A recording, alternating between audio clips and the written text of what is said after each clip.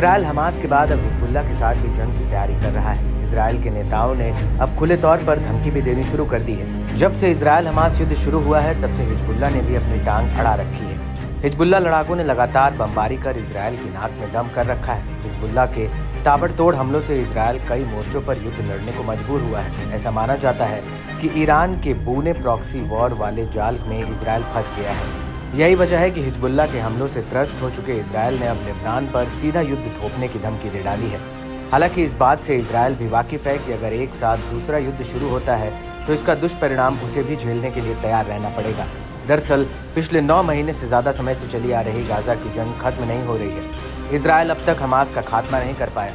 अगर दूसरे छोर पर भी जंग शुरू होती है तो इसके बुरे नतीजे भुगतने पड़ सकते हैं। खास बात है कि हमास और हिजबुल्लाह को ईरान का समर्थन मिला हुआ है। ईरान इजराइल की कट्टर दुश्मनी वर्षों पुरानी है। इनके जरिए ईरान इजराइल को लगातार नुकसान पहुंचा रहा है। हिजबुल्लाह हमास के मुकाबले कई गुना ताकतवर है। इस समूह के पास मिसाइल और रॉकेट्स का बड़ा जखीरा होने के साथ साथ अपनी मजबूत इंटेलिजेंस यूनिट भी है।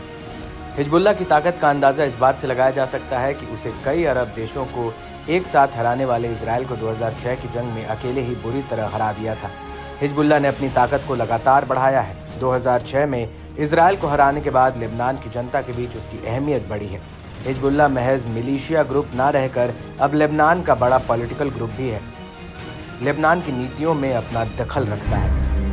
ऐसे में अगर जंग छिड़ती है तो इजराइल की मुश्किलें काफ़ी बढ़ सकती हैं। इजराइल की तैयारी और उसके सैन्य भंडार पर भी आशंकाएं बढ़ने लगी हैं। इजरायली न्यूज़ चैनल 12 के मुताबिक इजरायली बल हिजबुल्लाह के साथ सीधे टकराव को लेकर खतरनाक हालात का अनुभव कर रहे हैं। वह कई सैन्य उपकरणों की कमी से जूझ रहे हैं। इजरायली सैन्य कमान अब ऐसे दावों का खंडन करता है, मगर हाल में हुई अंदरूनी जांच में ये साबित हुआ है कि इजरायली बलों के पास ballistic armour, helmet, optical sights और बम सूट समेत कई आवश्यक साजो सामान की भारी कमी है। ये सभी जंग में लड़ने वाले जवानों के लिए जीवन रक्षक उपकरण माने जाते हैं। दावा तो ये भी किया जा रहा है कि इजरायली हथियारों में कमी के चलते जंगी मैदान पर काफी चौंका देने वाले नतीजे सामने आए हैं। इजरायली सैन्य उपकरण, जिसमें बख्तरबंद वाहन और टैंक शामिल हैं, इनमें से काफी सिस्टम सैन्य ग्रेड उपकरणों की सामान्य गुणवत्ता से भी मेल नहीं खा रहे हैं।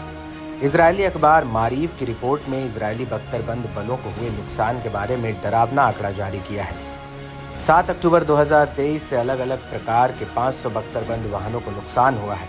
ऐसे में हिजबुल्लाह की सटीक गाइडेड युद्ध सामग्री, टैंक रोधी मिसाइलों की लंबी सीरीज और उन्नत लड़ाकों की इंजीनियरिंग क्षमता इजराइल के लिए बड़ा